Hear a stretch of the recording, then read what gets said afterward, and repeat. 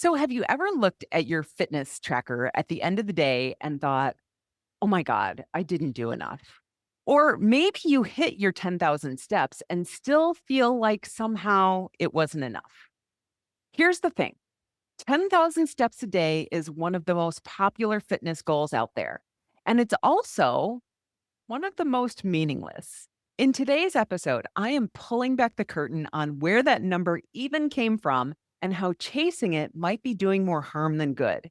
We are going to talk about how this seemingly harmless goal can sneakily mess with your mindset, your motivation, and your self worth, especially if you are a woman in midlife and trying to take better care of your health.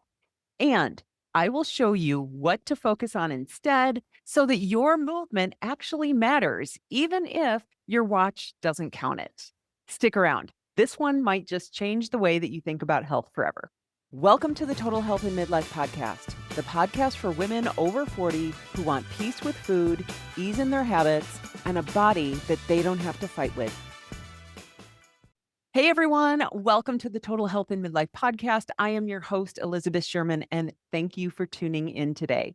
So, the other day, one of my clients mentioned, almost just offhandedly, that she usually gets her steps in by 10 a.m. And she said it with this kind of pride, this puffed up feeling like, see, I'm doing it, I'm being good, and I'm following the rules. And that whole thing just made me pause for a second because I remember being exactly in that place. I used to chase those steps like it meant something more than just movement. I was obsessed with closing my rings, watching the number climb, like if I didn't hit it, the whole day somehow didn't count. And maybe you've been there too. It's one of those things that we've all absorbed as gospel. 10,000 steps a day equals health. It's simple, it's clear, and it feels like we're doing the right thing. It gives us that little gold star, especially when we're juggling so many other things that feel fuzzy and never ending. But have you ever thought to ask, why 10,000 steps? Why is that the number that makes us feel like we are doing enough? And what happens if we don't hit it? Do we feel guilty, like we failed, or like our bodies didn't somehow earn their keep that day? Today, I want to poke at that number a little bit. Not because walking is bad, obviously, it's great, but because when we attach our self worth to our health, to an arbitrary number, we can lose sight of what actually matters in the grand scheme of things. And worse, we can hurt ourselves in the process, physically, emotionally, and mentally. So, we are going to pack all of it: where that number came from, what it does to our mindset, and how to step into a different type of identity, one where movement counts even when it's not counted. Okay, so let's start with the actual origin of this 10,000 steps idea because it's kind of crazy.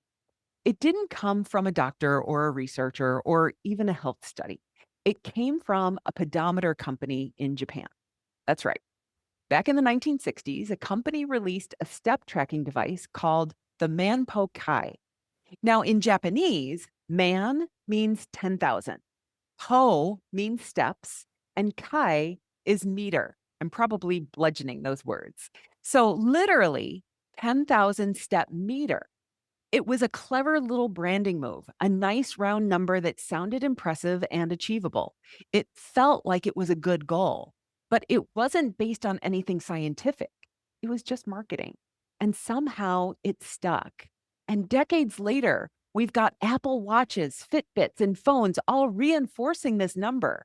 Health magazines talk about it like it's the gold standard. Trainers recommend it. Your doctor might even mention it. And so we absorb it as truth. But what if the company had picked 12,000 or 8,000? What if tomorrow a new study that said that 15,000 steps is actually better? Does that suddenly mean that you're unhealthy if you don't get there? Or does it mean the number was never the point to begin with? That's what I want us to think about today. How these rules that we follow without question, similar to 1,200 calories, can shape our behaviors, our self talk, and even our identities, and how maybe it's time to rewrite some of those rules for ourselves. So, let me tell you a little story because I have definitely been through this myself. Back when I lived in Austin, I used to play roller derby. Yep, full pads, bruises, fishnets, the whole thing. My derby name was Barbell, like barbell. Get it? Haha. And my number was 45 because that's the size of the big plates that you put on the ends of a barbell at a gym. It was gritty, it was intense, and it was so much fun. I love that part of my life. I skated hard, practices were long, my legs were constantly on fire, and I was drenched in sweat by the end. And it was easily some of the most physically demanding activity that I have ever done. But you know what? My step count barely moved. And it messed with my head at first because here I was doing this insanely athletic thing and my watch didn't count it. There was no confetti animation, no gold star, just yeah, like it hadn't happened. And it made me question, like, wait a minute. If I can feel this exhausted, this strong, and this capable, but my watch doesn't register it, then what the hell are we even measuring? Now, fast forward a few years, and I recently bought a rowing machine. It's the same thing.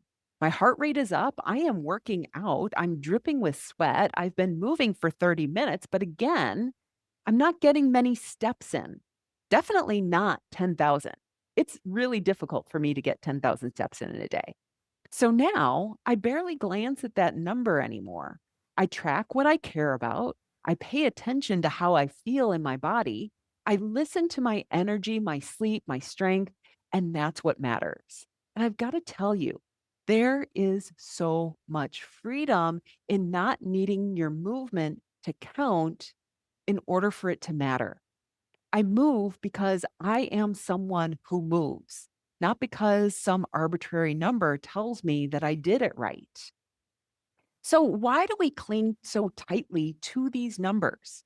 Like, why does it feel like 9,999 steps means that I've failed, but 10,000 steps mean that I'm okay?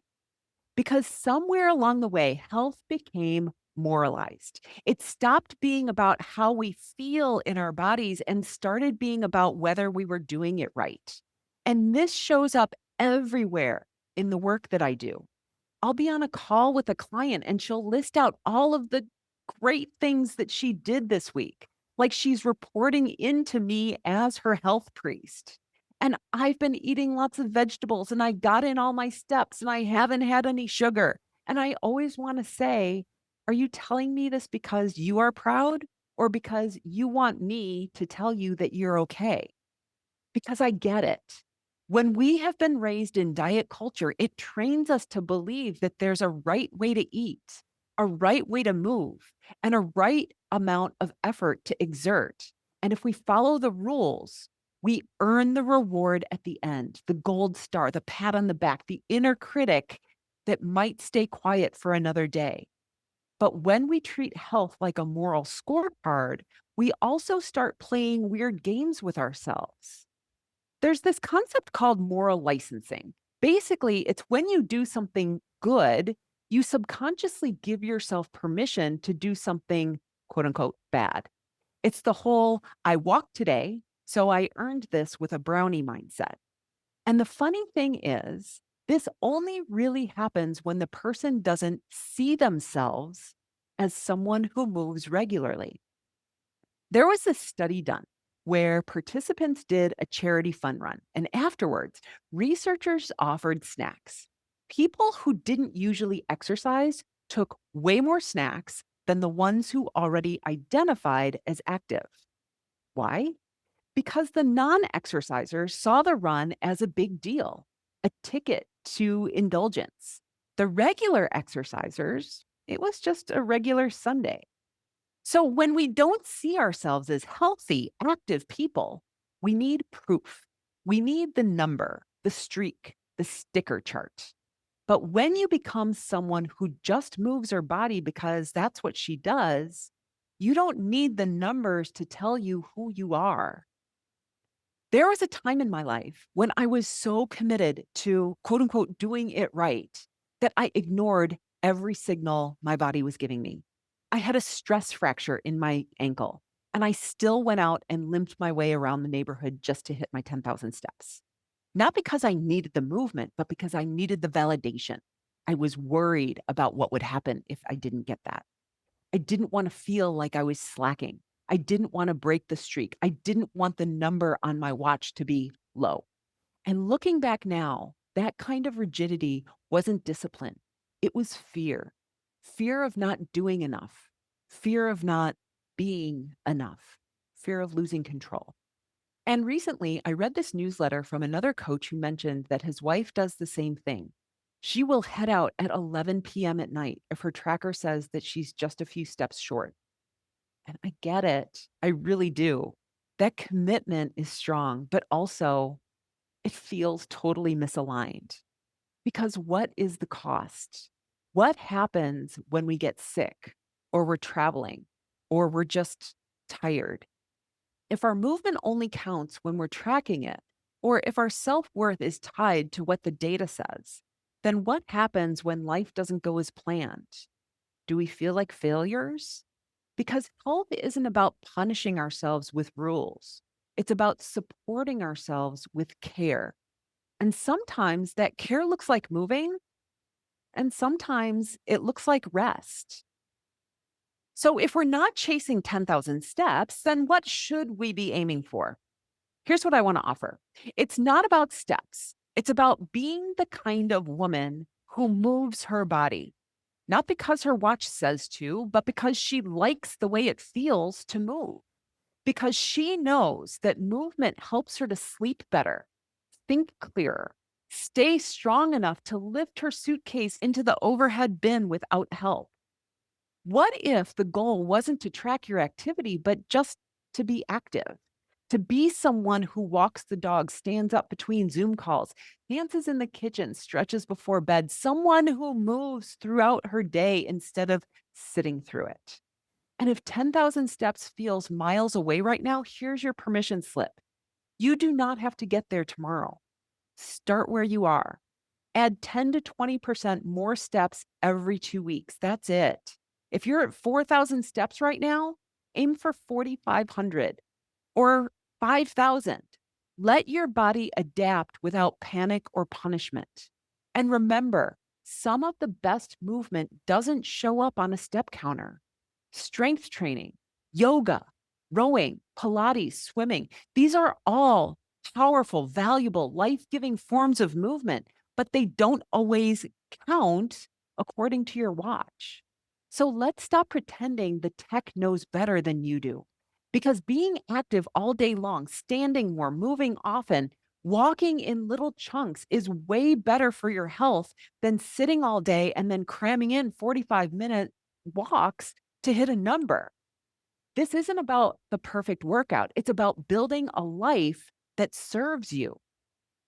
And so let me bring this back to you. If you've been chasing 10,000 steps or calories or pounds or rings on your watch just to prove that you are enough, what if you didn't have to do that anymore? What if health wasn't something that you earned, but rather something that you lived? You don't need permission to rest. You don't need proof to know that you're strong. And you definitely don't need a number to validate that you're taking care of yourself.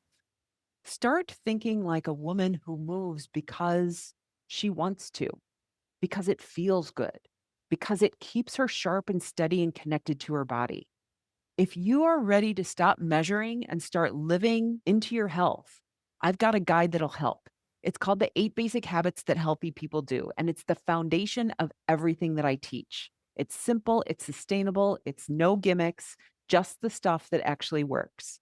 And so you can grab it at elizabethsherman.com/habits, and that link will also be in the show notes. And if you're newer to the podcast and feeling overwhelmed by 250 podcast episodes, I've put together a podcast listener's guide to help you find exactly what you need next. You don't need to prove your worth in steps. Your body already knows what she needs. You just have to start listening.